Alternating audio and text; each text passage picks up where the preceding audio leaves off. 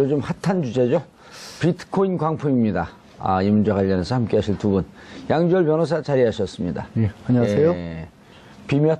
요즘 인사말 하냐, 비몇? 비트코인 몇 개? 그렇게 인사를 하는 그러면 거예요? 비몇? 진짜 아닌 게 아니라 가끔 소외감 느낄 정도예요. 하도 주위에서 비트코인 안 하세요? 많이. 예, 저는 아직 안 하고 있습니다. 지난번 우리가 여기 비트코인을 지금 두 번째인가 다뤄요. 예. 지난번에 오정근 네. 그분 나와갖고 그분은 완전 이제 그 많이 지지자.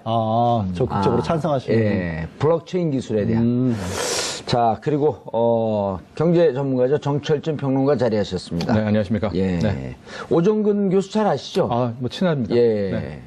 그분은 아주 자세히 설명하시더라고요. 네. 그리고 상당히 그러니까 비트코인 투기 이런 게 아니고 블록체인 기술이 4차 산업혁명 기술이고 전 세계가 그것을 육성하고 받아들이는 쪽으로 가기 때문에 규제를 갖다 위험하다. 네. 저도 방송을 몇 번 같이 해봤더니, 이제 그분의 말씀은, 예. 그 암호화폐를 만드는 것, 그 다음에 예. 거래에서 나오는 그 블록체인이라는 그 예. 기술을 우리가 개발해야 된다. 그래서 예.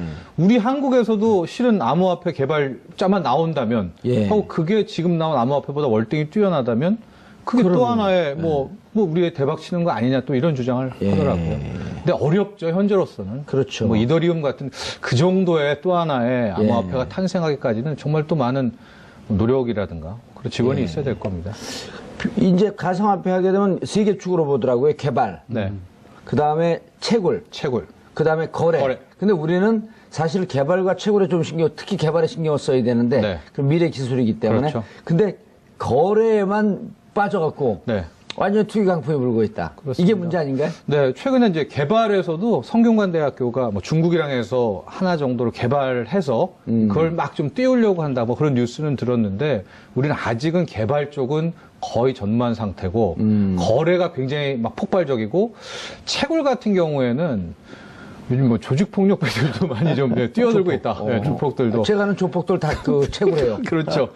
땅 있고 시골에 가서 그렇죠. 농업용 전기를 끌어들이고 끌어들이고, 싸거든요. 네. 그거로 이제 해갖고 하고 열이 엄청납니다. 그 그래픽 예. 카드에. 그러니까 막 땅으로 들어가야 돼요. 지하로. 근데 겨울이니까 지금 되게 좋죠.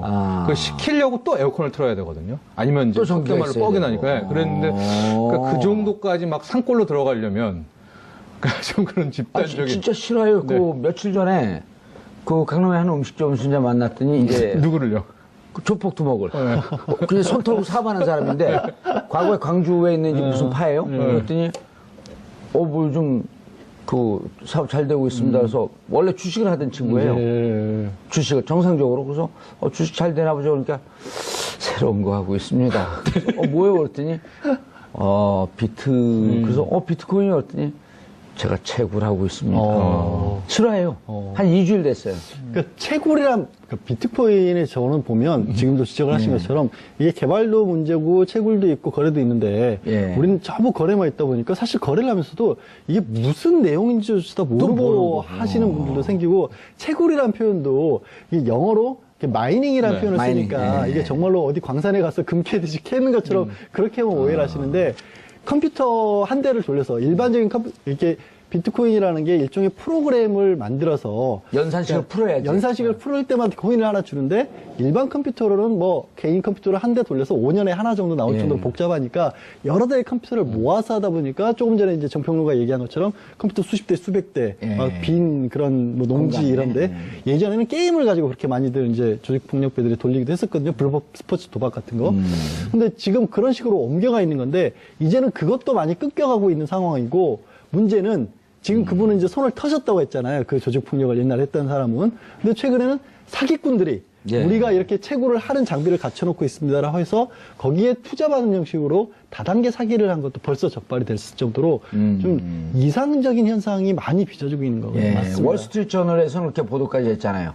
비트코인이 가장 열풍이 불고 있는 게 한국이다. 예. 그리고 지금 비트코인의 가격을 주도하고 있는 게 이 아시아, 동북아시아의 개인 투자자들이다.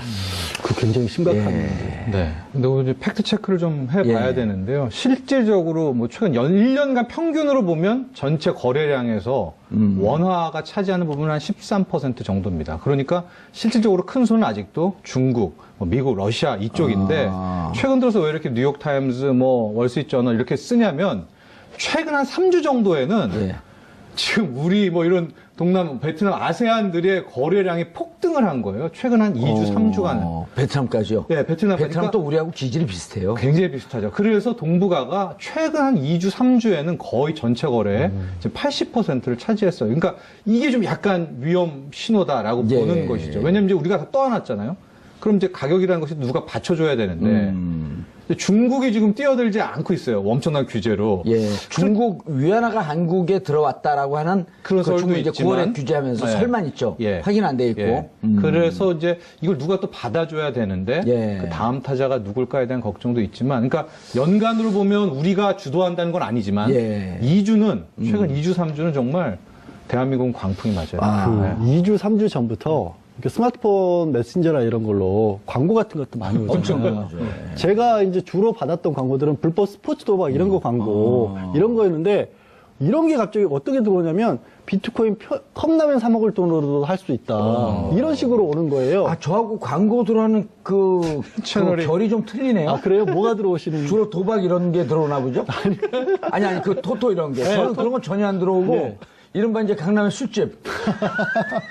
그래서 내가 난 이런 게 많이 들어온다 그랬더니 제가 아는 아나운서가 평상시에 야동 많이 보시죠? 그래서 야동 많이 본다고. 그랬더니, 아니, 그런 거 공개하셔도 되는 거예요? 야구 동영상이에요.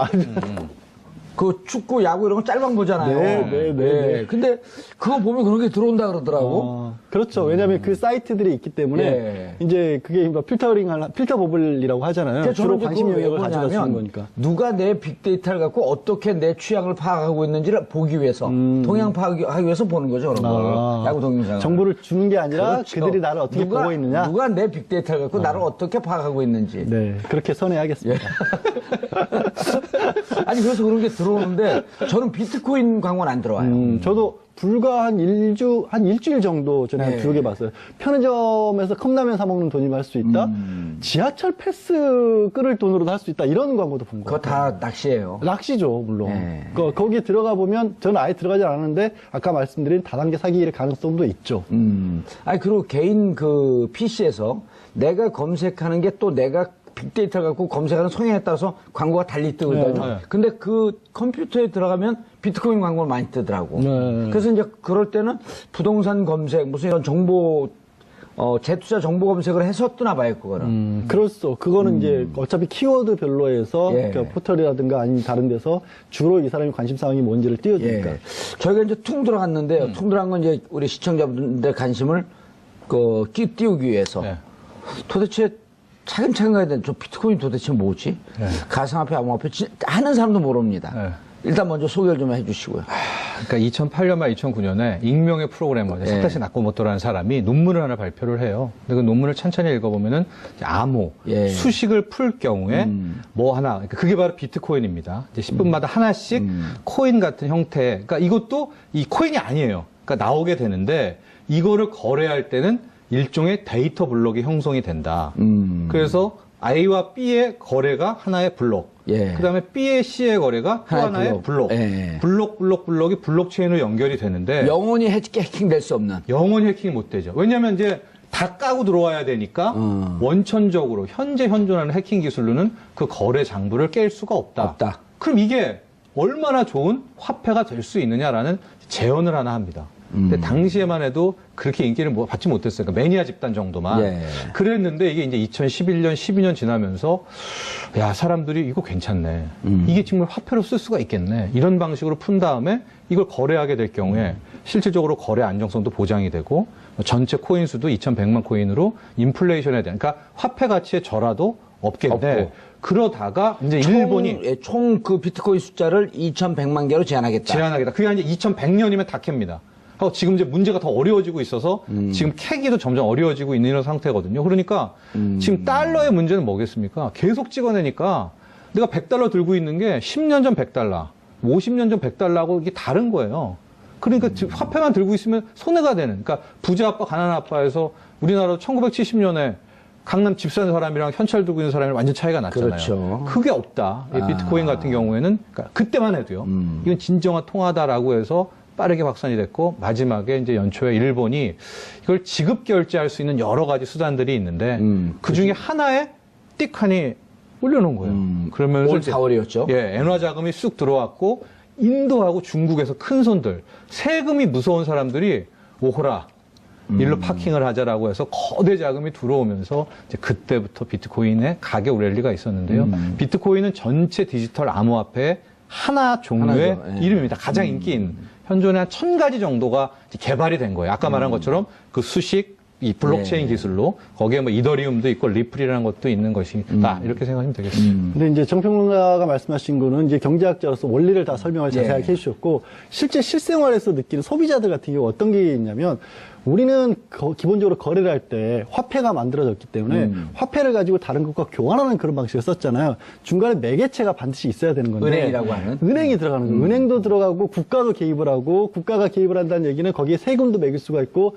내가 돈을 어디다 쓰는지를 다 볼 수도 있는 건데, 그리고 단적으로 제가 여기서 미국으로 돈을 보내면 중간에 은행이 들어가니까 네. 수수료도 많이 떼야 되고, 수수료 있고 환차익도 있고 환차손도 있고. 근데 또 이거는 세금 내고. 그럴 필요가 없다. 마치 그냥 개인과 개인이 직접적으로 거래를 하는데 우리는 그 공간만 제공을 해주겠다.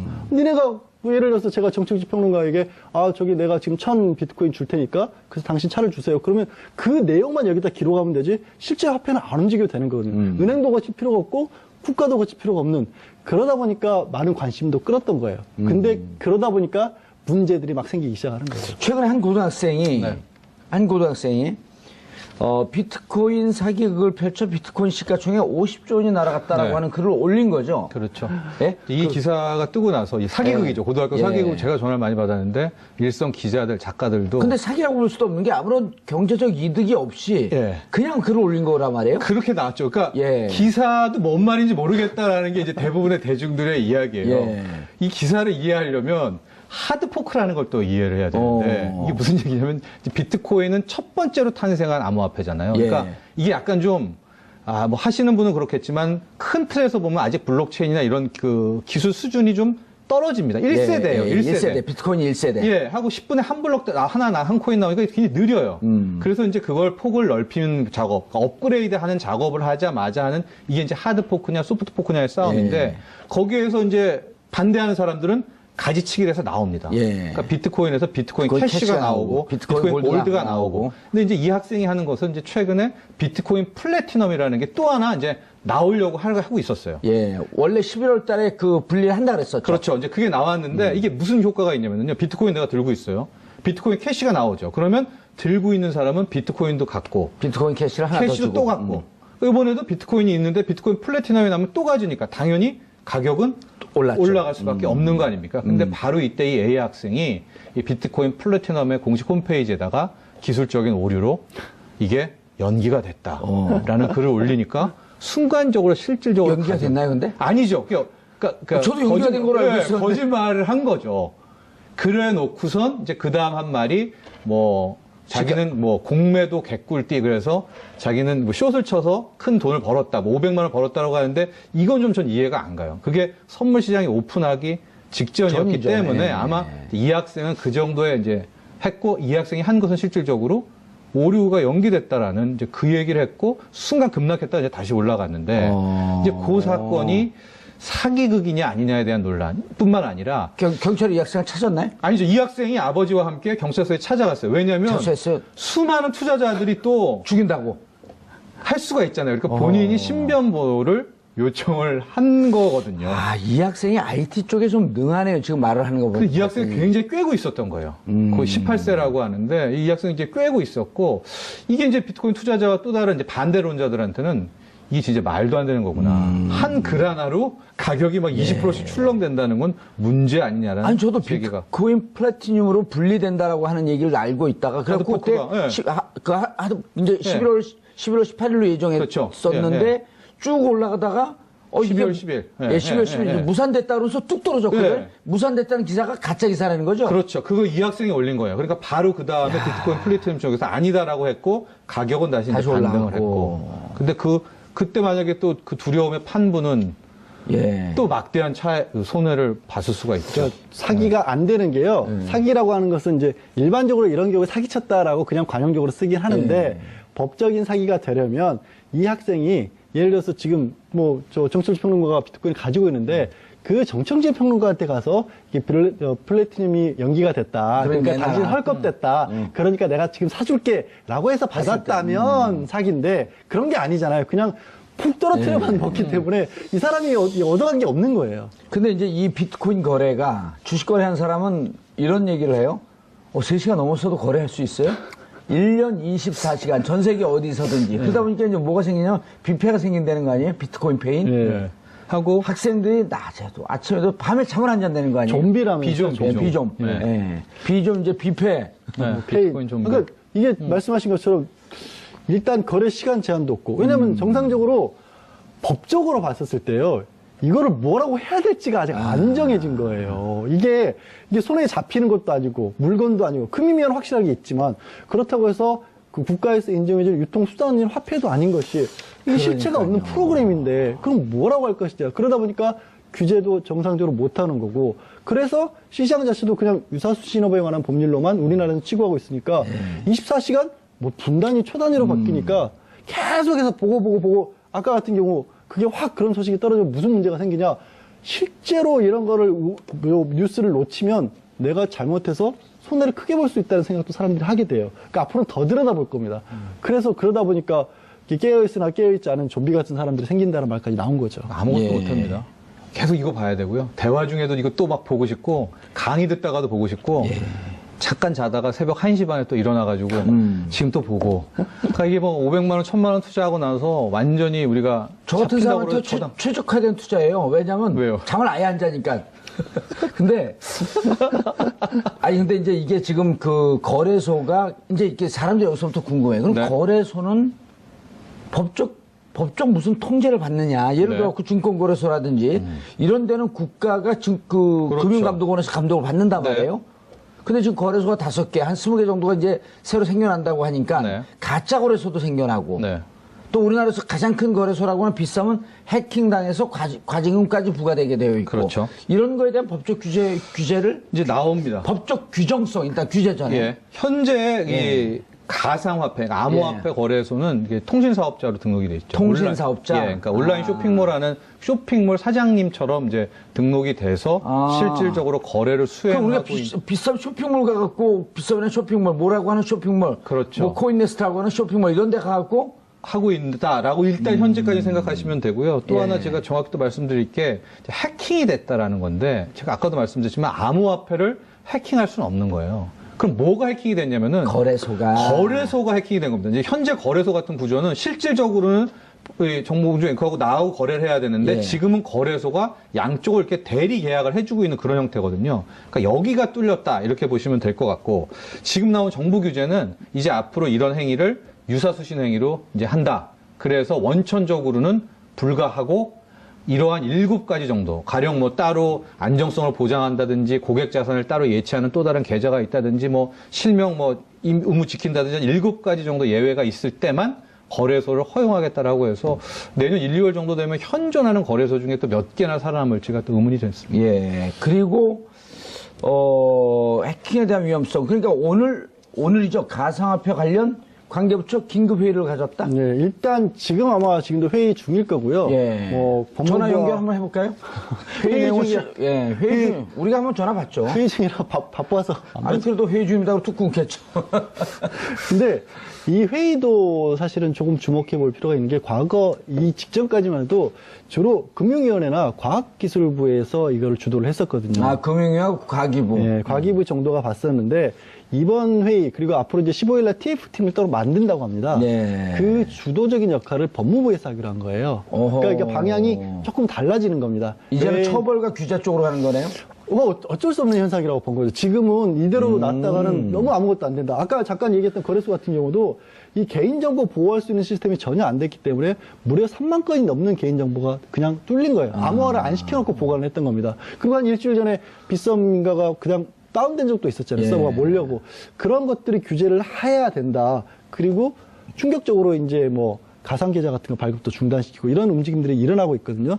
걱정하신 분들이 많아요. 어쨌거나 이게 미래 기술인데 그 법무부가 주도를 하는 게 맞느냐. 근데 저는 지금 시점은 해야 될 것 같아요. 너무 과열돼 있어서 아니 근데 법무부가 무슨 근거를 먼저 만든 다음에 이 규정과 근거를 위반했기 때문에 이것은 규제하고 처벌하겠습니다라고 하는데 현재로서는 아무런 규정도 없는 거 아닌가요? 그래서 제가 지금 생각한 게 또 예. 법무부가 규제를 만들 수도 없을 것 같아요. 근데 이제 어젯밤에 들려온 소식이 예. 국책은행인 산업은행이 이런 국내 거래소에 가상 계좌를 트고 시작해야 되거든요. 예. 왜냐하면 내 돈은 계좌에다 넣어야 그 돈을 가지고 거래소로 가서 거래소가 이제 거래를 하는 거 이렇게 아닙니까? 되는 거죠. 내가 이제 그 오프라인 은행의 계좌를 그렇죠, 갖고 있죠. 있어요. 근데 A라고 하는 거래소에 거래를 하려면 그 거래소에 접속을 하고 회원가입을 한 상태에서 아이디 치고 들어가서 그 상태에서 거래를 하려면 그쪽으로 돈을 보내지 못하니까 그렇죠. 예. 돈을 보낼 땐 거래소가 생성할 수 있는 가상 가상 계좌가 계좌가 있죠. 있어야 되는데 예. 이 가상 계좌를 생성할 수 없도록 규제하겠다. 산업은행이 먼저 어젯밤에 우리는 앞으로 안 주겠다. 오. 그러자 바로 그 다음 준국책은행 경경의 기업은행이 우리도 추가로 안 주겠다. 어허. 일단 중간 현재 있는 거는 어쩔 수 어쩔 수가 일단 그것도 이제 시간을 봐서 보겠다. 예. 그러자 오늘 아침에 우리은행이 또 우리도 안 준다라는 거예요. 그렇게 되면 신한은행까지 들어갔어요. 네, 이제 신한은행 그러니까 우리 은행은 사적 영역이긴 하지만 당국의 눈치를 보잖아요. 예. 그러니까 이렇게 하게 될 경우에 아마 시중은행이 다 가상 계좌를 안 준다라면 그 와중에 시티은행이 우린 주겠다고 못할 거예요. 그럼 외국계 은행은 규제도 할 수 없고. 아니죠. 시티은행도 국내 영업을 하려면 아. 국내 주제를 맞죠. 오. 그러니까 내가 보기에 이런 예. 은행들을 압박해서 우회적으로 오. 가상 계좌를 안 주면 거래소가 운영이 안 되면 국내에서 투자를 못 할 거 아닙니까? 그런 식으로 우선 진화를 하려는 게 아닌가. 아니 현재 거래소가 네.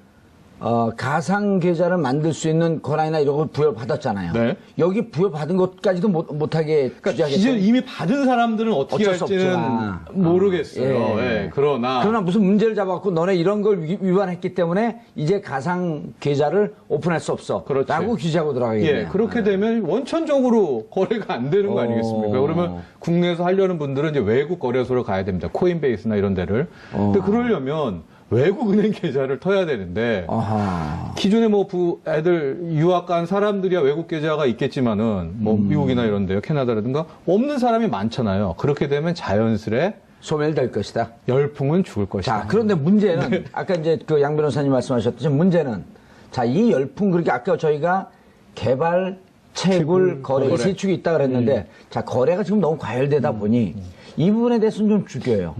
그런데 개발과 채굴하는 특히 개발 쪽에서는 블록체인 기술이라고 하는 것은 4차 산업혁명을 이끌 기술이라고 보는데 그럼 일본은 4월 달에 그 거래소. 결제 수단으로 거래 수단을 인정을 했고 그다음에 시카고 선물 시장에서는 어제 옵션 시장에서 옵션 거래소 어제 예, 다음 선물 주 시장에서 월요일 날 선물 시장. 옵션 상품 시장은 상품 시장은 어제 예. 선물이 18일이죠. 그러니까 아니 시카고 옵션 거래소에서는 어제 선물이 오픈됐고 다음 주 월요일 날은 시카고 상품 거래소가 또 있습니다. 상품 거래소. 이건 규모가 막대하고요. 이 선물 시장이 진짜인데 이건 다음 주 월요일 날 또 18일 날. 예. 그래서 지금 또 계속 뛰고 그렇죠. 있더라고요. 예. 그러면서 이제 미국에서 월스트리트 저널도 보도가 선물 거래소에서 옵션이죠, 옵션 거래소에서 오픈되자마자 한 달 뒤에 거래가 17,500달러의 거래가 됐거든요. 예, 두 달 1월 뒤는 예. 17,800달러. 그러니까 계속 올라가는 쪽이란 말이에요. 그리고 가격은 안정화됐다. 그런데 우리는 규제하면서 막는데 다른 나라는 열고 있단 말이에요. 근데 지금은 어찌됐든 말씀하신 것처럼 예. 거래만을 막는 거라고 봐야겠죠. 그리고 문제는 이게 지금 그런 식의 거래가 활성화돼서 우리가 얻는 게 없는 거예요. 그러니까 돈만 왔다 갔다 해가지고 경기가 살아나는 것도 아니고 이게 실물 경기로 뭐가 투자가 될 수도 있는 것도 아니, 아니고. 좀 돈 버는 학생들 가서 술 한잔 먹고. 그러니까 이런 사람 열받아서 한 잔, 딴 사람은 좋아서 한 잔. 경쟁하고 사는 거 아니에요, 그러면? 그러니까 그리고 이게 또, 막 술 먹는데 너 왜 술 먹냐? 그러면, 나 지금 시작하는데, 그럼 알려줘. 그러면서 자기도 한 잔. 그래서 실물 경제가 사는 건지는 저는 경제학자가 아니겠지만 잘 모르겠는데 문제는 그러다 보니까 사실 아까 말씀하신 것처럼 개발이라는 부분이 왜 중요하냐면 이게 초대에 말씀드린 것처럼 그 하나하나를 푸는 데말도 수십 수백 대의 컴퓨터가 예. 필요한 것처럼 핵심 기술은 전 세계에 이제 퍼져 있는 여러 가지의 컴퓨터를 동시다발적으로 이용을 해서 연산을 하되 그 연산이 누구에게도 의해서 독점이 되지 않도록 하기 위해서 그 기술적으로 보호된다는 장치를 가질 수 있는 거거든요. 이런 것들이 쇼핑몰에도 응용이 될 수가 있고 통신기술에도 응용이 될 수가 있어요. 그래서 굉장히 중요한 건 맞습니다. 특히 4차 산업 같은 경우에는 뭐냐면 가장 단적인 경우가 센서들을 굉장히 많이 이용을 해서 언제 어느 때 누가 어떤 것들을 이용하느냐를 일일이 다 거기에 맞춰서 서비스를 해주는 건데 어마어마한 데이터를 처리해야 되거든요. 예. 거기에 반드시 필요한 게 블록체인 기술이 될 수 있는데 그럼 우리는 블록체인 기술 자체를 아예 막는 거냐? 그것과는 좀 별개로 봐야 된다고 저는 봐요. 거래는 너무 과열돼 있기 때문에 예. 막는 게 지금은 필요한 시점이다. 우리나라에서 그 이른바 이제 그 무료 토크 카카오톡 네, 네. 그걸 SNS. 개발했는데 SNS요. 네, 네, 그걸 개발을 했는데 네. 처음에 중국의 한 기술 한 업체가 네. 우리 지분 투자를 하면서 여기에 들어와서 배워가기 시작을 한단 말이에요. 그게 위챗 아니에요? 네. 근데 위챗이 지금은 카카오톡의 수십 배로 큰 거 아니에요? 네. 그리고 거기는 위챗은 핀테크 기술까지 그 탑재를 해서 중국의 모든 결제는 핸드폰으로 결제가 되면서 핀테크가 중국 세계 최강이다. 그렇죠. 4차 산업혁명에 일단 한 발을 넣었죠. 한 발을 부분에서. 넣었단 말이에요. 근데 우리는 여기서 공인인증서 네. 아직도.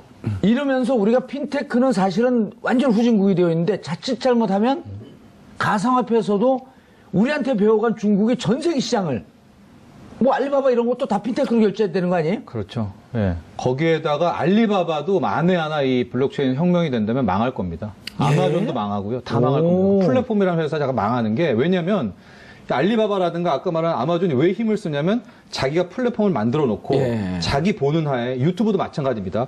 거래 양자들이 오는 거예요. 그럼 자기가 원장을 갖고 있죠. 그럼 자기가 연결해주면서 그 수수료 따먹기를 하다가 이렇게 커졌는데 블록체인이 커지게 되면은 수수료 필요 없는 거 아니에요? 얘가 필요 없죠. 왜? 이 거래 원장이라는 게 일단 허공에 떠 있는 거예요. 예. 누가 다 볼 수가 있어요. 가령 중고차다. 중고차가 뭐 주인이 10번 바뀌었다. 10번 바뀌었을 때 그 주인 누구누군지는 알 수 없지만 얼마의 거래가 거래됐고 됐는지. 바뀔 때마다 무슨 사고 났고 몇 미터 뛰었고 누구나 다 볼 수 있어서 마지막째 사람이 안심하고 중고차를 살 수가 있거든요. 그러니까 중간에 꼈던 중고차 거래상이라든가 이런 플랫폼은 이제 없는. 야, 알리바바가 없어지는 거네, 진짜. 그렇죠. 이게 블록체인, 그러니까 4차 산업혁명의 그 끝을 가는 게 실은 블록체인 기술인 겁니다. 그 이게. 사드로 우리 지금 경제 압박하고 있는데 우리는 블록체인을 더 발전시켜갖고 알리바바를 압박하면 되는 거 아니에요? 그렇죠. 이제 하지만 근데 우리 이 규제를 하고 있어. 예, 근데 기득권에 또 반발이 있겠지만 극으로 간다면 진짜 그런 세상도 열리게 됩니다. 아마존이 밀림만이에요. 밀림을 뛰어넘을 수 있는 우리도 밀림을 하나 개발하는 거야. 이 블록체인으로 남이섬. 어? 남이섬에 나무가 많으니까 우리도 아마존 대신에 남이섬을 만들어갖고 남이섬이라고 하는 블록체인을 하나 만들고 네. K-팝이라고 하는 블록체인을 만들면 대박이 터질 것 같은데. 그렇죠. 이게 블록체인은 무궁무진한 것 같아요. 예. 지금 근데 그렇게 우리 정부가 추진. 자꾸만 막으려고 하니까. 그러니까 거래를 막는 거고 이건 좀 이렇게 개발자는 좀 이렇게 지원을 해야 되는데 지원하는 방법도 실은 몰라요. 그래서 제가 오종근 교수한테 이런 얘기를 했어요. IT 최강국이 대한민국이고 공개되지 않은 최강국이 북한이다. 남북한이 이 10대, 20대를 모아놓고 네. 이 블록체인 만들자. 코리아 코인. 예, 아니 코리아 조선 코인 같은 해도 거를 돼요. 만드는 조선 거예요, 해도 그래도. 돼요, 조선. 네, 조선 코인. 예, 조선 코인. 예. 남북이. 예. 하고 어마어마한 뭐 진짜 블록체인 예. 기술 완벽한 뭐 이런 것들을 통해서 그랬더니 오종근 교수가 저는 북한은 잘 모르겠고요. 걱정되는 게 한 가지 있긴 하네요. 예. 그 거래를 막기 위해서라도 법을 만들어야 되는데 알아야 되죠. 법이라고 하는 것은 시작을 뭐로 하냐면 이렇게 시작을 합니다. 유사수 실행에 관한 법률에 지금 집어넣겠다고 하는데 거기에 법은 기본적으로 가상화폐라 함은 해놓고 정의를 내리는 게 법입니다. 정의가 안 되거든요. 정의가 안 되고 정의를 잘못 내려놓으면 정의에서 지금은 거래 규제를 해야 되기 때문에 정의에서 어긋나는 방식으로 뭔가가 움직이면 불법이라고 규정할 가능성이 크거든요. 예. 그랬다가는 지금 말씀하신 남북 간의 조선 코인은 고사하고 아무것도 못할 수도 있어요. 개발자들이 뭐 하려고 해도 개발자들이 컴퓨터 개발하는 친구들 법전 법을 펴놓고 몰라요. 그거 안 볼 거 아니에요. 그리고 이게 전 세계에서 나라와 국경이 뛰어넘은 거기 때문에 이미 이것을 법으로 규제한다라고 하는 것 자체가 그러니까 근데 좀 올드한 발상인 거죠. 근데 지금 상황을 어떻게든 시켜야 되긴 시켜야 아니, 되거든요. 거래는 규제를 하고 네. 그 거래도 근데 거래 규제를 하려면 법이라는 게 아시지 않습니까? 법은 그러네. 가상화폐를 규제해. 그럼 가상화폐가 뭐야? 법무부에서 만들어야 되는데 법무부에 다 검사분들이거든요. 그렇죠. 엔지니어는 아니 아니잖아요. 가상화폐라 하면 사카시 나카모토에게 가서 물어보고 그게 지금 알죠. 걱정이에요. 오히려 그 비탈릭한테가 알죠. 예. 이더리움이 훨씬 더 실은 블록체인 기술에 있어서는 더 윗급입니다. 비트코인을 뛰어넘는 또 차세대 한 단계 여러 단계 업그레이드된 게 이더리움. 이더리움 그러니까 워낙 뛰어나니까 마이크로소프트사가 일단 내가 일단 관리를 하마 해가지고 이제 개발자 그룹에 MS가 이제 들어온 이제 그런 상황입니다. 그 친구 이름이 뭐라고요? 비탈릭. 비탈릭. 러시아. 예. 17살 때 기획했다는 거 아니에요? 입니다. 예. 그렇죠. 그러니까 그런 천재들이 지금 일어나서 이렇게 하고 있고, 그다음 리플도 그렇고 뭐 이렇게 얘기하고 있는데 이게 코인, 그러니까 암호화폐뿐만이 아니라 다양한 형식으로 이게 가능한 거거든요. 예, 그런데 의료에도 쓸 수가 있고, 최근에 이제 쓸수 이게 이렇게 있고. 바람이 분 게 뭐 그분의 영향이라고 볼 수는 없지만 네. 그 유시민 전 장관이 한 프로에서 가상화폐는 사기다? 네, 이제 제2의 뭐 바다 이야기다라고. 예. 그건 좀 규정이 틀리지 않나요? 이제 그분, 그러니까 유시민 씨 같은 경우는 이제 제가 그 전편을 보진 못했습니다. 예. 예, 그 방송에. 본인이 안 하고 있으니까 배 아파서 그런 거 아닐까요? 그런 것 같지는 않고 그분도 많이 스터디를 했을 겁니다. 예. 공부를 하다가 결과적으로 제가 보기에는 내린 결정은 이게 화폐로서의 가치는 없다. 왜냐하면 금처럼 항상성이라는 게 있어야 되는데 내가 1비트코인 가가지고 오늘은 빵 하나 사 먹을 수 있었는데 내일은 빵 100개를 살 수 있다든가 그 다음날 가든지 빵 30개 산다든가 이렇게 되면 화폐는 아니잖아요. 그렇게 된다면 얘는 아무데도 쓸모없는 거 아니냐라는 그런 주장이 아닌가 싶습니다. 아니 근데 그 비트코인이 개발이 되고 그 키플인가요? 거기에서 무슨 그 부도가 나면서 국가 부도 상태인데 그 나라에 있는 사람들이 돈이 이렇게 계속 돈의 값어치가 떨어지면 네. 이거 어떻게 하지 그러다가 차라리 비트코인이 안전하다 그래갖고 그걸 이제 그게 투자했다는 이제 썰 얘기. 중에 하나죠. 예. 갑자기 그 나라 갑자기 그 국가가 생각이 안 나는데. 키프러스 뭐 어쨌든 그다음에 네, 플러스, 저도 키프러스요. 네. 사이프러스. 예. 정확한지 모르겠지만 맞아요, 맞아요. 그 사이프러스. 썰도 예. 하나요. 그러니까 자국 통화가 워낙 이제 휴지가 되니까 쓰레기가 되니까. 요즘 베네수엘라가 또 이게 마찬가지입니다. 베네수엘라가 비트코인을 화폐로 대체하겠다라고 하는 그 연구를 하고 있다는 얘기가 나오고 있고요. 그래서 뭐 겸사겸사 한 말씀 더 드리면은 그럼 언제 뭐 비트코인을 포함한 암호화폐 1차 조정이 오느냐? 예. 달러가 강세가 되는 시점. 지금 거의 1년 반 동안 달러가 계속해서 가치가 떨어졌거든요. 달러가 강세로 튀어오르는 순간이 아마 한 번 정도의 이 암호화폐 조정기는 올 것이다. 라고 좀 예측하기도 합니다. 그게 이제 종이돈에 대한 뭐 싸움이다. 이렇게도 볼 수가 있겠습니다. 예. 우리 변호사, 그 양지열 변호사님이 언제부터 그 방송을 시작해요? 네? 시선 집중. 아니요. 갑자기 아니, 그 전에 이제 이걸 연구를 해야 되니까. 내일 아침부터 당장합니다. 내일 아침부터. 예. 자, 이걸 법으로 만들 수 있을 것 같아요? 가상화폐에 관해서 예, 규제를. 진짜 아까 그 얘기를 들으니까 딱 이해가 되는 게 가상화폐라 하면 굉장히 어려워 보여요. 무엇보다 우리가 이해하는 것, 제가 이해하는 것과 실제 비트코인을 만들고 비트코인을 사용하게 될 차세대가 이해하는 바라보는 방식이 완전히 다를 수 있거든요. 10대, 20대가 바라보는 것과 완전히 틀려요. 다를 수 있어요. 예. 그럼 저는 이제 적어도 아이를 키우면서 보면 스마트폰이라는 것이 나중에 들어온 세대와 태어나면서부터 이걸 사용했던 세대가 사고방식이나 이런 것들이 같을까? 근데 그 이후 세대들을 우리가 지금 미리 보고 규정한다는 게 가능할까? 저는 없을 것 같아요. 그게 걱정돼. 그러니까 법무부에 있는 분들이 뭐 이렇게 정말 지적 수준이 떨어진다거나 아니면 과도한 뭘 한다는 게 아니라 그분들이 아무리 노력을 해도 예. 어쩔 수 없는 한계란 게 있을 것 같다. 그게 잘못된 방향으로 갈까봐 심히 걱정된다는 거죠. 알겠습니다. 그 정철진 평론가께서도 거래가 과열되는 것은 좀 규제를 해야 되겠지만 개발이나 특히 이제 개발 쪽, 그렇죠. 개발 쪽에는 국가 차원에서 좀 관심을 좀 가져야 될 필요가 있겠다. 그럼요. 충분히 있겠다라는 것이고요. 아마 규제는 저도 퍼뜩 어제 그 산업은행 얘기 듣고 보니까 아마 은행들이 그 가상계좌를 가상계좌 신설하는 것을 막으면서 안 주면 이게 뭐 법도 바꿀 필요도 없고 뭐 특별한 없이 그냥 일단은 국내 거래는 안 되는 거 국내 아니에요? 거래 안 돼요. 자, 그럼 또 질문이 있습니다. 자, 국내에 내가 내 지갑에 예를 들어 비트코인 10개가 있어요. 네, 디지털 지갑에요. 그럼 여기서 이것을 여기서는 현찰은 빼낼 수는 있거든요. 가상화폐, 네. 가상계좌가 없어도. 네. 자, 빼낼 수 있거나 근데 거래를 못할 경우에는 그럼 이 비트코인 10개를 미국에 있는 누군가의 지인의 계좌에다가 보낼 수 있잖아요. 그렇죠. 보내서 거기서 계속 거래를 하면 우리나라 거래는 막지만 해외 나가서 거래할 수 있는데. 그렇습니다. 네. 계좌 있는 사람들이 많이 없겠다. 해외 계좌는. 그렇죠. 계좌 새로 신규로 터야 되잖아요. 뭐 웨스파고니, 뭐 체이스 맨하탄이니. 근데 그 미국 계좌를 쉽게 안 되죠. 쉽게 틀 자, 수가 A라고 없죠. 하는 사람이 네. 공구를 하던 사람이에요. 네. 공동구매를 하던 사람이 네. 한국에서 거래 안 돼? 그러면 계좌 오픈하는 게 상대적으로 쉬운 일본에서 네. 일본이 전 세계 이 가상화폐 거래에 50%가 거래가 된다 그러잖아요. 게다가 일본은 거래소 인가제입니다. 정부가 인가제. 인가를 하고 있기 때문에 안정성이 엄청나죠. 그렇죠. 그래서 A라고 하는 사람이 일본에서 거래소를 터놓고 여러분들 돈을 나한테 보내면 내가 일본에서 거래를 계속 해주겠다. 네. 라고 하는 거래 대행업체가 생길 가능성. 암호화폐 거래 대행. 예. 암호화폐 거래 대행. 공동구매. 그래서 이제 A라고 하는 공동구매. 데다가 내가 네. 여기서 1억을 그 사람한테 투자를 합니다. 네. 한국에다가. 그럼 네. 그 사람이 여기서 산 다음에 일본으로 보내는 거예요. 그럼 일본에서 계속 거래가 이루어져요. 네. 그러고서 뭐 1억에 상당한 돈을 보장을 해줘야 되겠죠. 보장을 해줘야죠. 네, 예를 뭐 들어서 채권이라든가 뭐로. 내가 무슨 채권이 있는데 네. 채권을 담보로 해갖고 네. 1억을 넣어주고 네. 그러나 해주에 수수료를 뭐 반띵한다든지. 그렇죠. 에스크로 계좌 하나 터가지고. 반띵 그러니까 MB가 생각이 나는데 벼랑은. 네. 제가 장담하는데요. 예. 지금 말씀하신 방법에 사기 반드시 일어납니다. 그러니까 이런 걸 하기 때문에 반드시 그렇죠. 여기서 또 막으면 풍선 효과거든요. 왜냐하면 그거를 아, 해놔도 나 괜히 알려줬는데 이 방법을. 그걸 해놔도 그거를 그렇게 하는 것이 불법이라는 법이 없는 거예요. 지금은. 그래서 걱정이 되는 게 그리고 이 과열하고 있는 걸 규제를 하는데 자칫 잘못하면 풍선 효과가 될 수 막 있다는 이상하게 거예요. 삐져나갈 수 있죠. 그리고 그러면 그렇죠. 또 지금 사실 아까 지금 가상계좌 막는 것도 예. 국책은행이나 이런 데서 정부 눈치 봐서 알아서 한다고 하지만 이것도 행정소송 들어갈 수가 있어요. 왜냐하면 개인의 어떤 투자 경제활동을 헌법상의 권리거든요.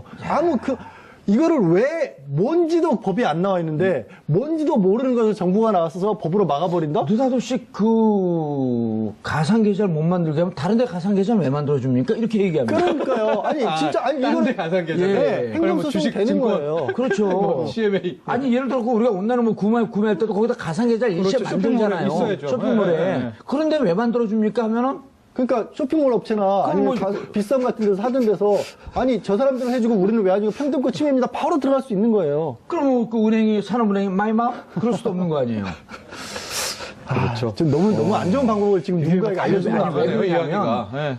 우리가 이제 우려하는 게 과열된 투자를 막는 것은 맞다.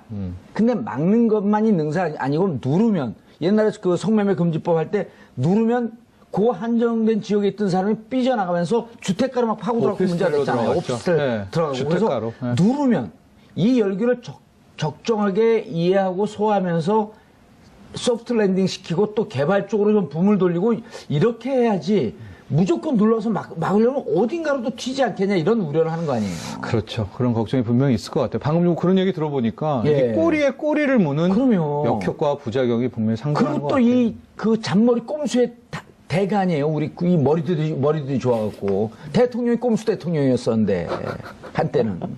근데 MB는 언제 감옥 갑니까? 비트코인은 안 사신 걸로 알고 있어요. 샀을 수 있어요. 아, 그럴까요? 예, 지금 광풍을 MB가 끌고 있을 수도 있어요. 그거 조사해봐야 돼요. 이거 갖고 검찰이 MB를 조사하라.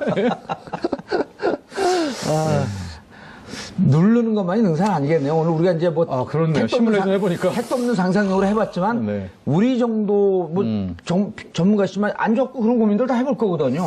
잘 눌러야겠네요. 예. 잘 잘 눌러야 돼요. 그리고 누르는 것에 대한 규정이 일단 있어야 돼요. 그러니까 규정부터 잘 만들어야 되는데 그걸 만드는 게 쉽지 않은 거예요. 예. 알겠습니다. 비트코인 열풍으로 삶이 좀 이렇게 소진되는 그런 어리석은 짓은 범하지 않았으면 좋겠습니다. 그리고 정부에서도 잘 이해해서 다른 나라에서 왜 이것을 오픈하고 왜 이렇게 받아들이는 쪽으로 가고 있는지 가상계좌가 있죠. 있어야 되는데 예. 이 가상계좌를 생성할 수 없도록 규제하겠다. 산업은행이 먼저 어젯밤에 우리는 앞으로 안 주겠다. 오. 그러자 바로 그 다음 준국책은행 경경의 기업은행이 우리도 추가로 안 주겠다. 어허. 일단 중간. 현재 있는 건 어쩔 수 어쩔 수가 일단 그것도 이제 시간을 봐서 보겠다. 예. 그러자 오늘 아침에 우리은행이 또 우리도 안 준다라는 거예요. 그렇게 되면 신한은행까지 들어갔어요. 네, 이제 신한은행 그러니까 우리 은행은 사적 영역이긴 하지만 당국의 눈치를 보잖아요. 예. 그러니까 이렇게 하게 될 경우에 아마 시중은행이 다 가상계좌를 안 준다라면 그 와중에 시티은행이 우린 주겠다고 그렇게 할 거예요. 그럼 외국계 은행은 규제도 할 수 없고. 아니죠. 시티은행도 국내 영업을 하려면 국내 주제를 맞죠. 오. 그러니까 내가 보기에 이런 예. 은행들을 압박해서 우회적으로 오. 가상계좌를 안 주면 거래소가 운영이 안 되면 국내에서 투자를 못 할 거 아닙니까? 그런 식으로 우선 진화를 하려는 게 아닌가. 아니 현재 거래소가 네. 가상 계좌를 만들 수 있는 권한이나 이런 걸 부여받았잖아요. 네. 여기 부여받은 것까지도 못하게 그러니까 규제하겠다. 기존 이미 받은 사람들은 어떻게 어쩔 수 할지는 없지만. 모르겠어요. 예. 예, 그러나 무슨 문제를 잡았고 너네 이런 걸 위반했기 때문에 이제 가상 계좌를 오픈할 수 없어. 그렇지. 라고 규제하고 들어가겠네요. 예, 그렇게 되면 원천적으로 거래가 안 되는 거 아니겠습니까? 그러면 국내에서 하려는 분들은 이제 외국 거래소로 가야 됩니다. 코인베이스나 이런 데를. 근데 그러려면 외국 은행 계좌를 터야 되는데 아하. 기존에 뭐 애들 유학 간 사람들이야 외국 계좌가 있겠지만은 뭐 미국이나 이런 데요, 캐나다라든가 없는 사람이 많잖아요. 그렇게 되면 자연스레 소멸될 것이다. 열풍은 죽을 것이다. 자, 그런데 문제는 아까 이제 그 양 변호사님 말씀하셨듯이 문제는 자, 이 열풍 그렇게 아까 저희가 개발, 채굴, 거래 이 세 축이 있다 그랬는데 자, 거래가 지금 너무 과열되다 보니 이 부분에 대해서는 좀 죽여요.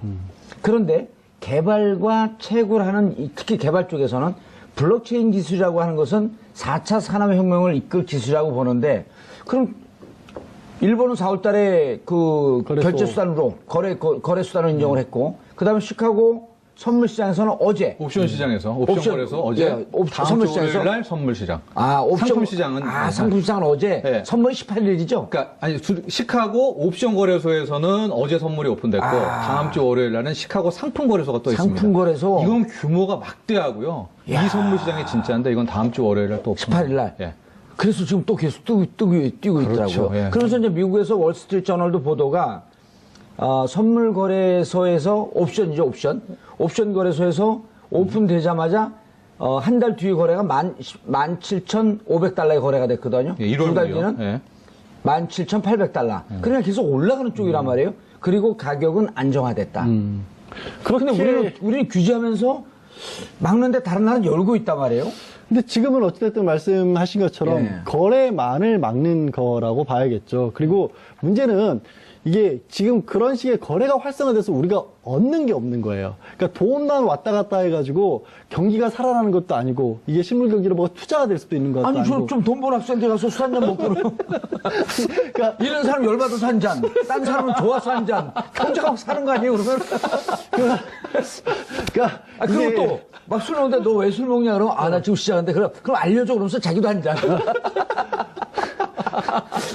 그래서 실물 경제가 사는 건지는 저는 경제학자가 아니겠지만 잘 모르겠는데 문제는 그러다 보니까 사실 아까 말씀하신 것처럼 개발이라는 부분이 왜 중요하냐면 이게 초대에 말씀드린 것처럼 그 하나하나를 푸는 데말도 수백 대의 컴퓨터가 예. 필요한 것처럼 핵심 기술은 전 세계에 이제 퍼져 있는 여러 가지의 컴퓨터를 동시다발적으로 이용을 해서 연산을 하되 그 연산이 누구에게도 의해서 독점이 되지 않도록 하기 위해서 그 기술적으로 보호된다는 장치를 가질 수 있는 거거든요. 이런 것들이 쇼핑몰에도 응용이 될 수가 있고 통신기술에도 응용이 될 수가 있어요. 그래서 굉장히 중요한 건 맞습니다. 특히 4차 산업 같은 경우에는 뭐냐면 가장 단적인 경우가 센서들을 굉장히 많이 이용을 해서 언제 어느 때 누가 어떤 것들을 이용하느냐를 일일이 다 거기에 맞춰서 서비스를 해주는 건데 어마어마한 데이터를 처리해야 되거든요. 예. 거기에 반드시 필요한 게 블록체인 기술이 될 수 있는데 그럼 우리는 블록체인 기술 자체를 아예 막는 거냐? 그것과는 좀 별개로 봐야 된다고 저는 봐요. 거래는 너무 과열돼 있기 때문에 막는 게 지금은 필요한 시점이다.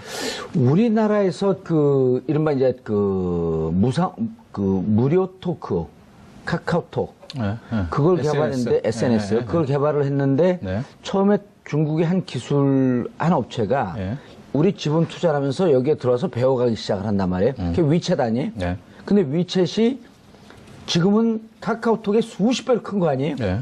그리고 거기는 위챗은 핀테크 기술까지 탑재를 해서 중국의 모든 결제는 핸드폰으로 결제가 되면서 핀테크가 중국 세계 최강이다. 그렇죠. 4차 산업혁명에 일단 한 발을 넣었죠. 한 발을 부분에서. 넣었단 말이에요. 근데 우리는 여기서 공인인증서 네. 아직도 이러면서 우리가 핀테크는 사실은 완전 후진국이 되어 있는데 자칫 잘못하면 가상화폐에서도 우리한테 배워간 중국의 전 세계 시장을 뭐 알리바바 이런 것도 다 핀테크로 결제되는 거 아니에요? 그렇죠. 예. 거기에다가 알리바바도 만에 하나 이 블록체인 혁명이 된다면 망할 겁니다. 아마존도 망하고요. 다 망할 겁니다. 플랫폼이라는 회사가 망하는 게 왜냐면 알리바바라든가 아까 말한 아마존이 왜 힘을 쓰냐면 자기가 플랫폼을 만들어 놓고 자기 보는 하에 유튜브도 마찬가지입니다. 거래 양자들이 오는 거예요. 그럼 자기가 원장을 갖고 있죠. 그럼 자기가 연결해주면서 그 수수료 따먹기를 하다가 이렇게 커졌는데 블록체인이 커지게 되면은 수수료 필요 없는 거 아니에요? 얘가 필요 없죠. 왜? 이 거래 원장이라는 게 일단 허공에 떠 있는 거예요. 예. 누가 다 볼 수가 있어요. 가령 중고차다. 중고차가 뭐 주인이 10번 바뀌었다. 10번 바뀌었을 때 그 주인 누구누군지는 알 수 없지만 얼마의 거래가 거래됐고 됐는지. 바뀔 때마다 무슨 사고 났고 몇 미터 뛰었고 누구나 다 볼 수 있어서 마지막째 사람이 안심하고 중고차를 살 수가 있거든요. 그러니까 중간에 꼈던 중고차 거래상이라든가 이런 플랫폼은 이제 없는. 야, 알리바바가 없어지는 거네, 진짜. 그렇죠. 이게 그러니까 4차 산업혁명의 그 끝을 가는 게 실은 블록체인 기술인 겁니다. 그 이게. 사드로 우리 지금 경제 압박하고 있는데 우리는 블록체인을 더 발전시켜갖고 알리바바로 압박하면 되는 거 아니에요? 그렇죠. 이제 하지만 근데 우리 이 규제하고 있어. 근데 기득권에 또 반발이 있겠지만 극으로 간다면 진짜 그런 세상도 열리게 됩니다. 아마존이 밀림만이에요. 밀림을 뛰어넘을 수 있는 우리도 밀림을 하나 개발하는 거야. 이 블록체인으로 남이섬. 예? 남이섬엔 나무가 많으니까 우리도 아마존 대신에 남이섬을 만들어갖고 남이섬이라고 하는 거예요. 야구 동영상. 정보를 주는 게 아니라 그렇죠. 그들이 나를 어떻게 보고 있느냐. 누가 내 빅데이터를 갖고 나를 어떻게 파악하고 있는지. 네, 그렇게 선회하겠습니다. 아니 그래서 그런 게 들어오는데 저는 비트코인 광고는 안 들어와요. 저도 불과 한 일주일 정도 전에 한 네. 두어 개 봤어요. 편의점에서 컵라면 사먹는 돈이면 할 수 있다. 지하철 패스 끌을 돈으로도 할 수 있다. 이런 광고도 본 그거 거예요. 다 낚시예요. 낚시죠, 물론. 네. 거기에 들어가 보면 저는 아예 들어가지 않았는데 아까 말씀드린 다단계 사기의 가능성도 있죠.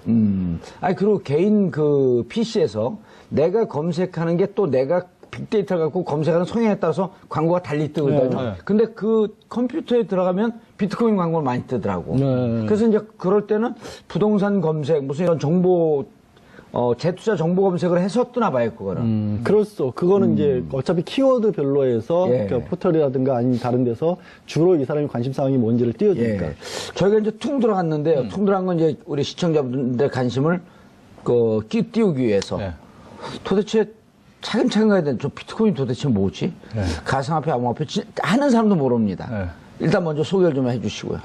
그러니까 2008년 말 2009년에 익명의 프로그래머 사타시 나카모토라는 사람이 논문을 하나 발표를 해요. 근데 그 논문을 천천히 읽어보면은 이제 암호, 예. 수식을 풀 경우에 뭐 하나, 그러니까 그게 바로 비트코인입니다. 이제 10분마다 하나씩 코인 같은 형태. 그러니까 이것도 이 코인이 아니에요. 그러니까 나오게 되는데 이거를 거래할 때는 일종의 데이터 블록이 형성이 된다. 그래서 A와 B의 거래가 하나의 블록. 예. 그다음에 B의 C의 거래가 또 하나의 하나의 블록. 예. 블록이 블록체인으로 연결이 되는데 영원히 해킹될 수 없는. 영원히 해킹이 못 되죠. 왜냐하면 이제 다 까고 들어와야 되니까 원천적으로 현재 현존하는 해킹 기술로는 그 거래 장부를 깰 수가 없다. 그럼 이게 얼마나 좋은 화폐가 될 수 있느냐라는 제언을 하나 합니다. 근데 당시에만 해도 그렇게 인기를 받지 못했어요. 그러니까 매니아 집단 정도만. 예. 그랬는데 이게 이제 2011년, 12년 지나면서 야, 사람들이 이거 괜찮네. 이게 정말 화폐로 쓸 수가 있겠네. 이런 방식으로 푼 다음에 이걸 거래하게 될 경우에 실질적으로 거래 안정성도 보장이 되고 전체 코인 수도 2,100만 코인으로 인플레이션에 대한 그러니까 화폐 가치의 절하도 없겠네. 없고. 그러다가 이제 일본이 총 그 비트코인 숫자를 2,100만 개로 제한하겠다. 제한하겠다. 그게 이제 2100년이면 다 캡니다. 지금 이제 문제가 더 어려워지고 있어서 지금 캐기도 점점 어려워지고 있는 이런 상태거든요. 그러니까 지금 달러의 문제는 뭐겠습니까? 계속 찍어내니까 내가 100달러 들고 있는 게 10년 전 100달러, 50년 전 100달러하고 이게 다른 거예요.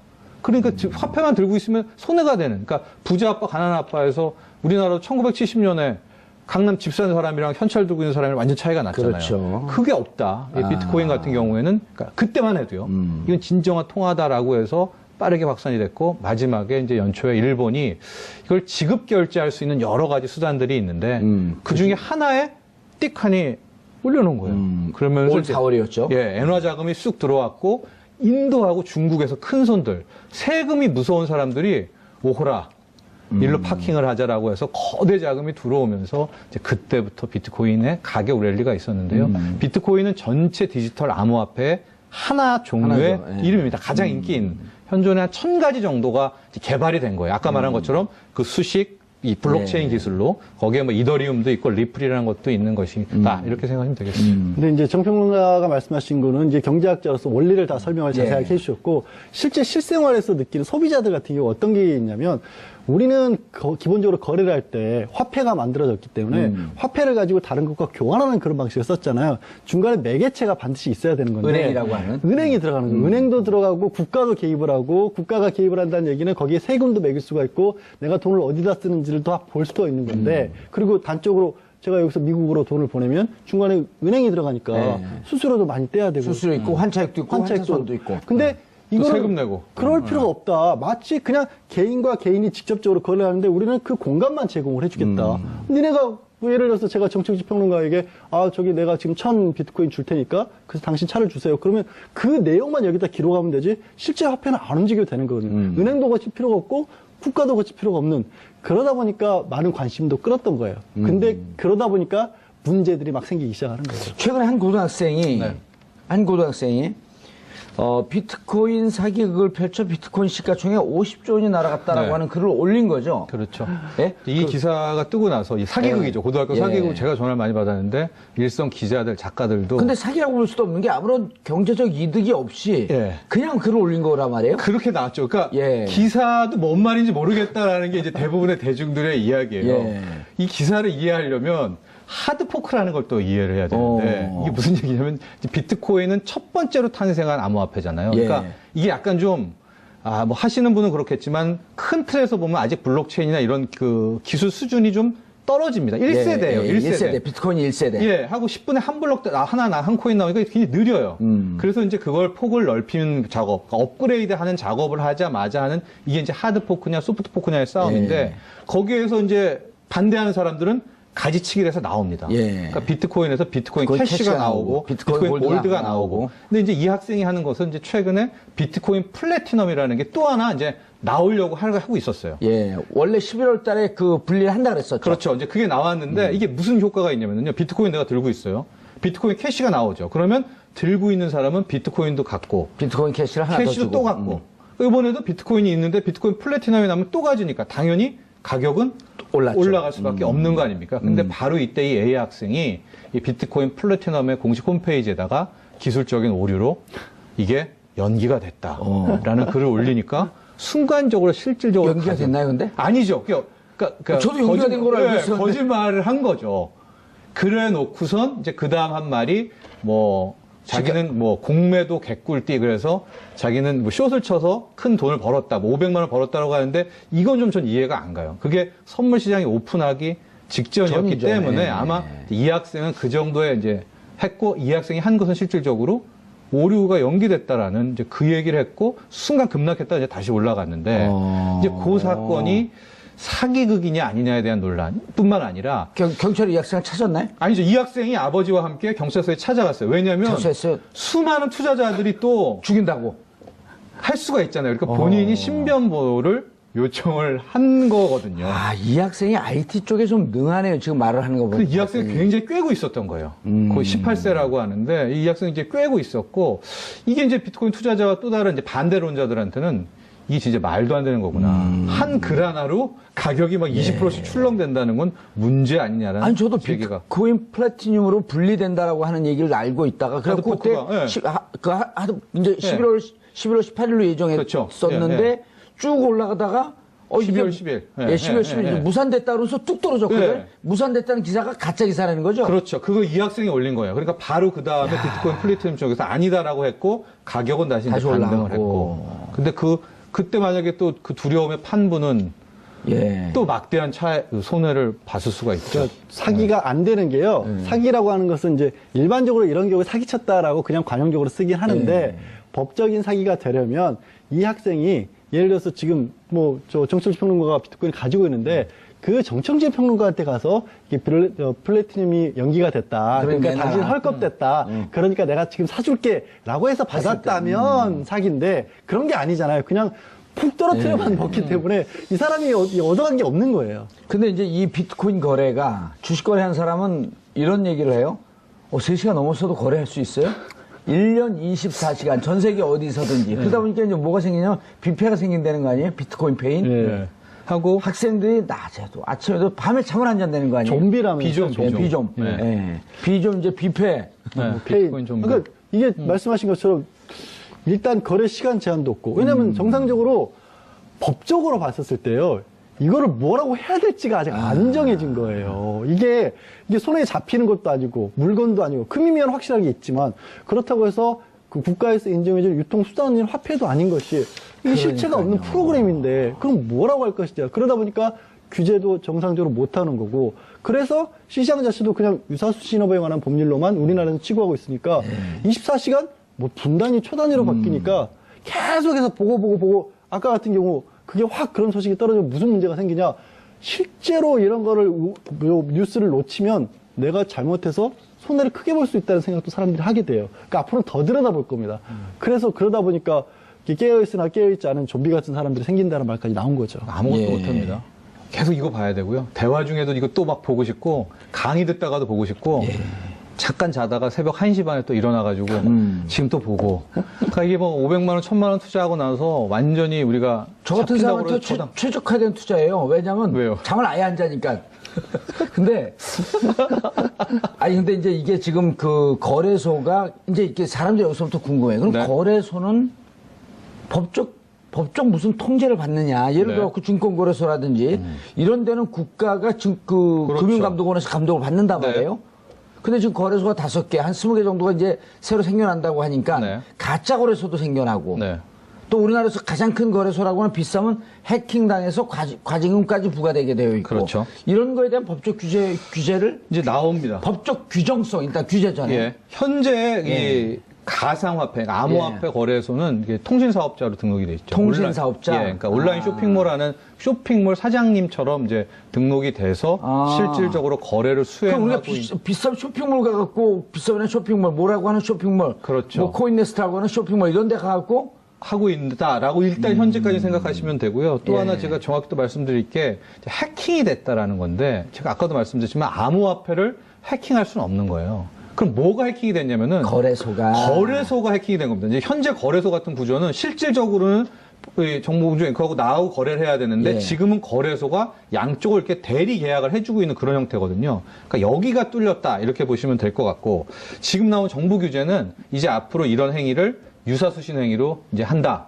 그래서 원천적으로는 불가하고 이러한 7가지 정도, 가령 뭐 따로 안정성을 보장한다든지 고객 자산을 따로 예치하는 또 다른 계좌가 있다든지 뭐 실명 뭐 의무 지킨다든지 7가지 정도 예외가 있을 때만 거래소를 허용하겠다라고 해서 내년 1, 2월 정도 되면 현존하는 거래소 중에 또 몇 개나 살아남을지가 또 의문이 됐습니다. 예. 그리고 해킹에 대한 위험성. 그러니까 오늘이죠. 가상화폐 관련 관계부처 긴급회의를 가졌다? 네, 일단 지금 아마 지금도 회의 중일 거고요. 예. 뭐 전화 연결 한번 해볼까요? 회의 중이야. 예, 회의 중. 우리가 한번 전화 받죠. 회의 중이라 바빠서. 아니, 그래도 회의 중입니다. 툭 끊겠죠. 근데 이 회의도 사실은 조금 주목해 볼 필요가 있는 게 과거 이 직전까지만 해도 주로 금융위원회나 과학기술부에서 이걸 주도를 했었거든요. 아, 금융위하고 과기부. 예, 과기부 정도가 봤었는데 이번 회의 그리고 앞으로 이제 15일날 TF팀을 따로 만든다고 합니다. 네. 그 주도적인 역할을 법무부에서 하기로 한 거예요. 어허. 그러니까 이게 방향이 조금 달라지는 겁니다. 이제는 왜- 처벌과 규제 쪽으로 가는 거네요? 뭐 어쩔 수 없는 현상이라고 본 거죠. 지금은 이대로 놨다가는 너무 아무것도 안 된다. 아까 잠깐 얘기했던 거래소 같은 경우도 이 개인정보 보호할 수 있는 시스템이 전혀 안 됐기 때문에 무려 3만 건이 넘는 개인정보가 그냥 뚫린 거예요. 암호화를 안 시켜놓고 보관을 했던 겁니다. 그리고 한 일주일 전에 빗썸인가가 그냥 다운된 적도 있었잖아요. 예. 서버가 몰려고. 그런 것들이 규제를 해야 된다. 그리고 충격적으로 이제 뭐 가상계좌 같은 거 발급도 중단시키고 이런 움직임들이 일어나고 있거든요.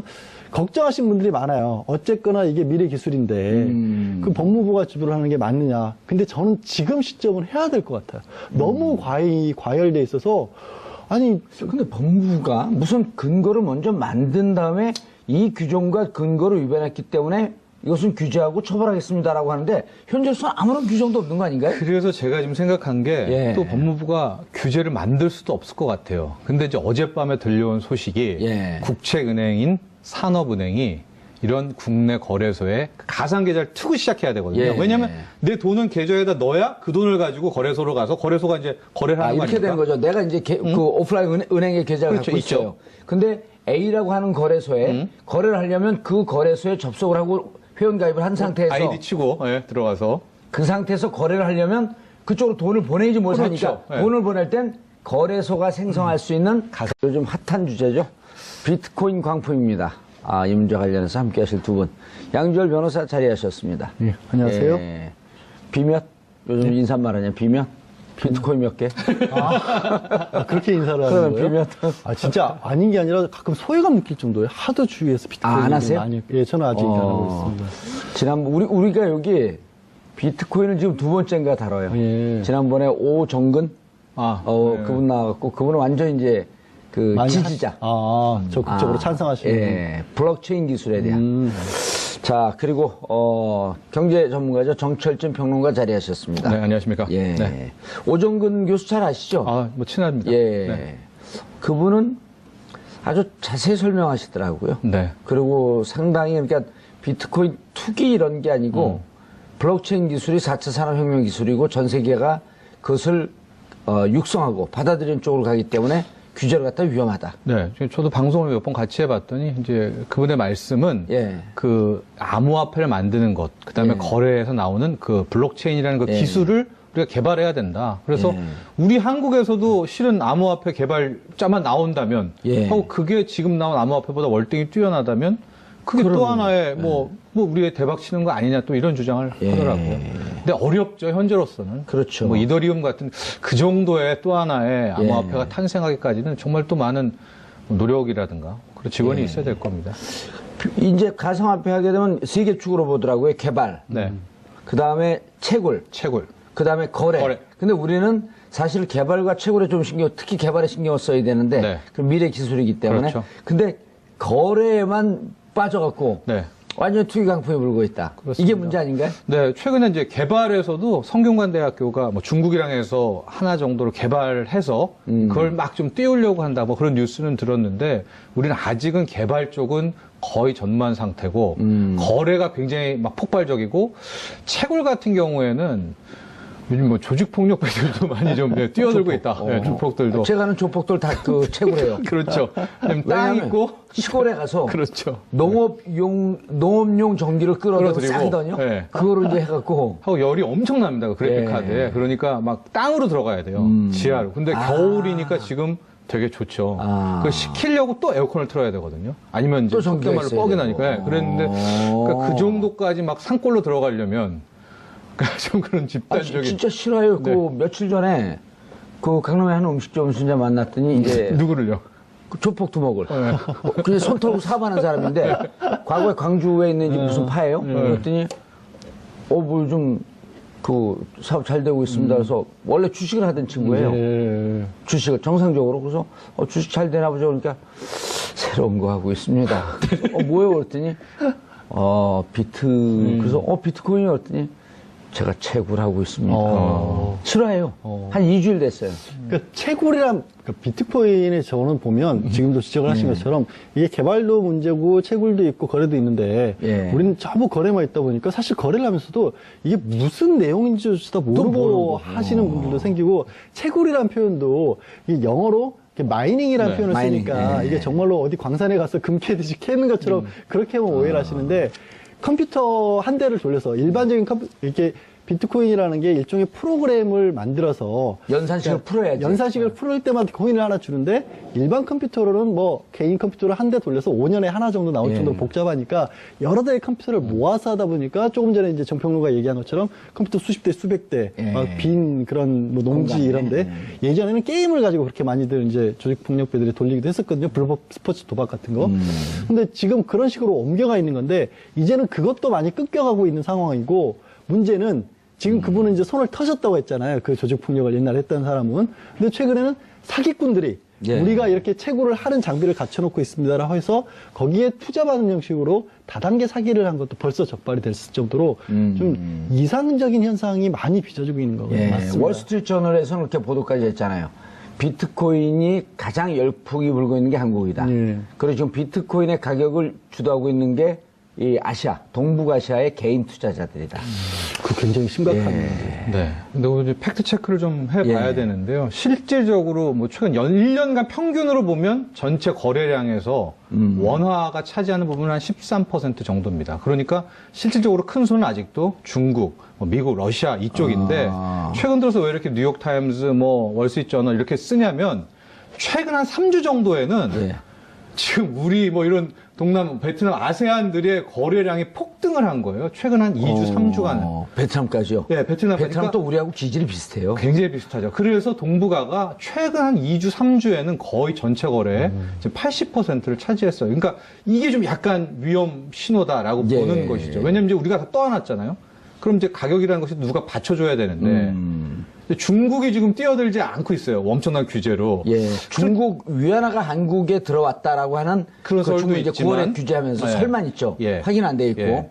그래서 이제 이걸 누가 또 받아줘야 되는데 예. 그 다음 타자가 누굴까에 대한 걱정도 있지만, 그러니까 연간으로 보면 우리가 주도한다는 건 아니지만 예. 2주는 최근 2주 3주는 정말 대한민국은 광풍이 맞아요. 아. 그 2주, 3주 전부터 이렇게 스마트폰 메신저나 이런 걸로 광고 같은 것도 많이 오잖아요. 제가 이제 주로 받았던 광고들은 불법 스포츠 도박 이런 거 광고, 이런 거였는데, 이런 게 갑자기 어떻게 들어오냐면, 비트코인 컵라면 사 먹을 돈으로도 할 수 있다. 이런 식으로 오는 거예요. 아, 저하고 광고 들어가는 그 채널이- 결이 좀 틀리네요. 아, 그래요? 뭐가 들어오시는 주로 도박 이런 게 들어오나 보죠? 아니, 그 토토 이런 게. 저는 그런 건 전혀 안 들어오고, 네. 이른바 이제 강남의 술집.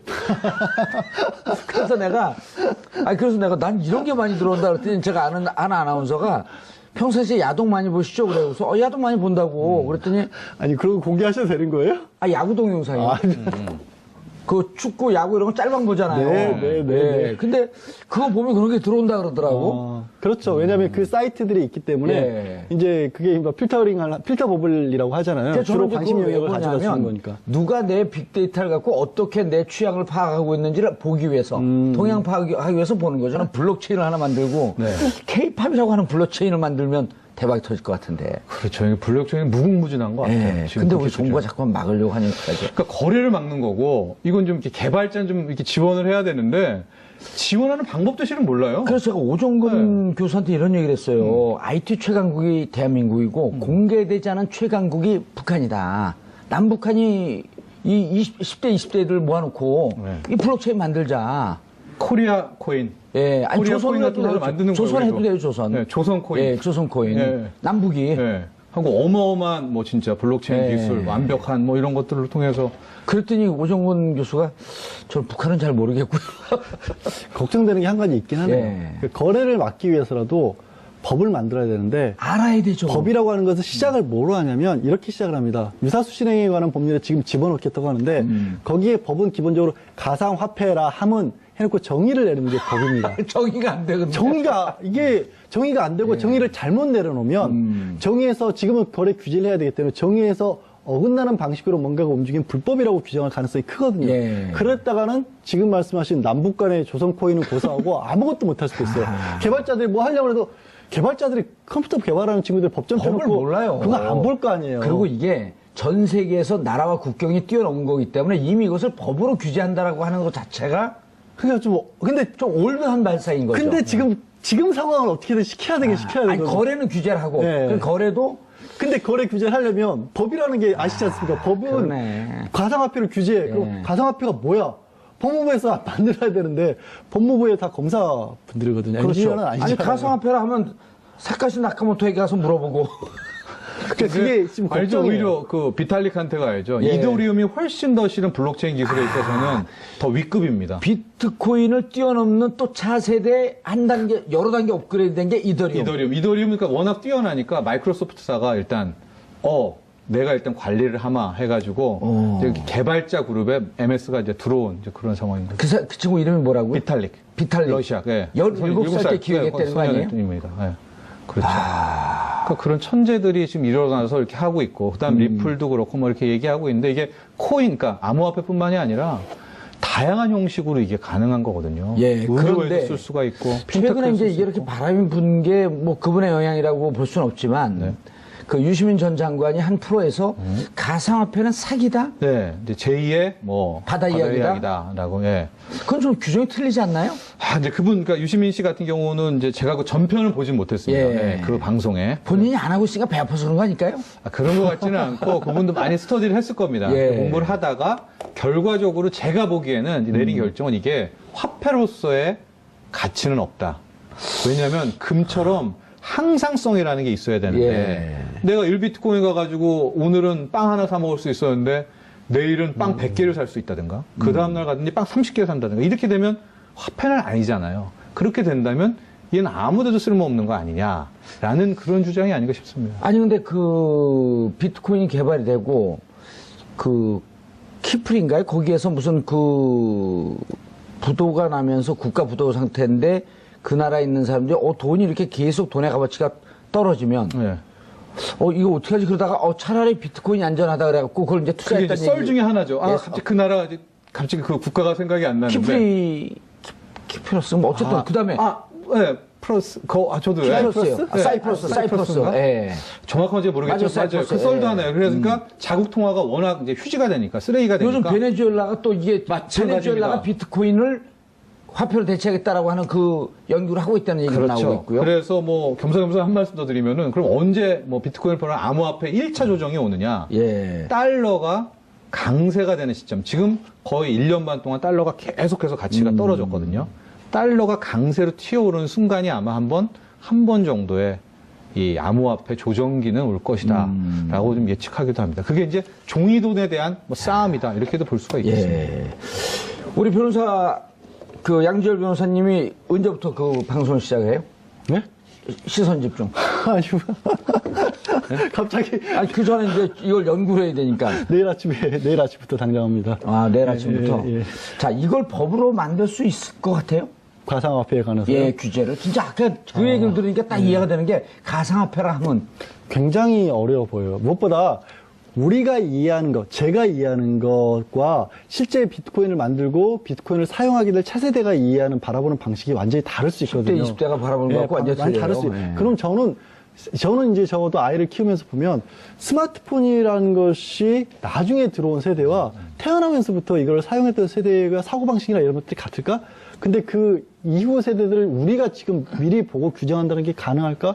저는 없을 것 같아요. 그게 걱정돼. 그러니까 법무부에 있는 분들이 뭐 이렇게 정말 지적 수준이 떨어진다거나 아니면 과도한 뭘 한다는 게 아니라 그분들이 아무리 노력을 해도 예. 어쩔 수 없는 한계란 게 있을 것 같다. 그게 잘못된 방향으로 갈까봐 심히 걱정된다는 거죠. 알겠습니다. 그 정철진 평론가께서도 거래가 과열되는 것은 좀 규제를 해야 되겠지만 개발이나 특히 이제 개발 쪽, 그렇죠. 개발 쪽에는 국가 차원에서 좀 관심을 좀 가져야 될 필요가 있겠다. 그럼요. 충분히 있겠다라는 것이고요. 아마 규제는 저도 퍼뜩 어제 그 산업은행 얘기 듣고 보니까 아마 은행들이 그 가상계좌를 가상계좌 신설하는 것을 막으면서 안 주면 예. 이게 뭐 법도 바꿀 필요도 없고 뭐 특별한 없이 그냥 일단은 국내 거래는 안 되는 거 국내 아니에요? 거래 안 돼요. 자, 그럼 또 질문이 있습니다. 자, 네. 국내에 내가 내 지갑에 예를 들어 비트코인 10개가 있어요. 네, 디지털 지갑에요. 그럼 여기서 네. 이것을 여기서는 현찰은 빼낼 수는 있거든요. 가상화폐 네. 그 네. 가상 계좌가 없어도. 네. 자, 빼낼 수 있거나 근데 거래를 못할 경우에는 그럼 이 비트코인 10개를 미국에 있는 누군가의 지인의 계좌에다가 보낼 수 있잖아요. 그렇죠. 보내서 거기서 계속 거래를 하면 우리나라 거래는 막지만 해외 나가서 거래할 수 있는데 그렇습니다. 네. 계좌 있는 사람들이 많이 없겠다. 해외 계좌는. 그렇죠. 계좌 새로 신규로 터야 되잖아요. 뭐 웨스파곤이 뭐 체이스 맨하탄이니 근데 그 미국 계좌를 쉽게 안 예, 되죠. 쉽게 틀 자, 수가 A라고 없죠. 하는 사람이 네. 공구를 하던 사람이에요. 네. 공동구매를 하던 사람이 네. 한국에서 거래 안 돼? 그러면 계좌 오픈한